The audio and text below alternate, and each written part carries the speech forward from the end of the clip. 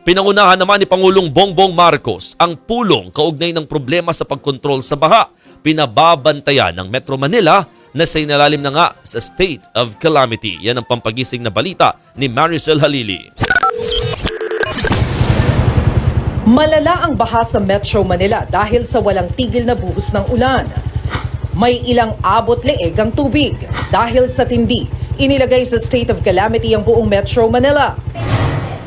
Pinag-usapan ito sa situation briefing sa National Risk Reduction and Management Council na pinangunahan ni Pangulong Bongbong Marcos. This is because kalaga hindi maganda ang flooding dito, ang nangyari dito sa Metro Manila.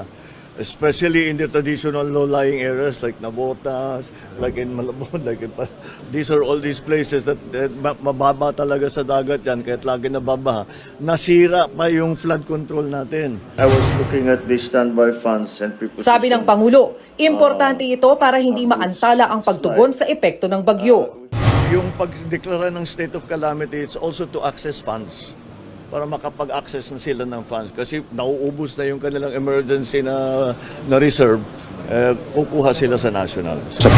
Sa report ni DILG Secretary Benher Abalos, lumalabas na lubog sa baha ang 80% ng Malabon at 60% ng Navotas at Valenzuela.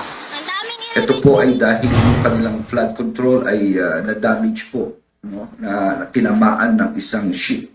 So it exacerbated, tapos nagkaroon pa ho tayo ng tubig po ngayon.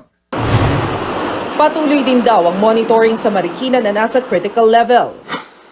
Dahil sa lakas ng ulan, nagpakawala ng tubig sa Ipo at Binga Dam. Kahit anong gawin mo. Utos ng Pangulo, siguruhin na naabisuhan ang mga residenteng maapektuhan sa pagpapakawala ng tubig. Magpadali rin daw ng mga sasakyan para matiyak na ma-evacuate ng maayos ang mga apektado. Sa pinakahuling datos ng NDRRMC, higit 400 lugar sa bansa ang lubog sa baha, 12 ang naitalang landslides, at halos 100 kalsada ang hindi madaanan.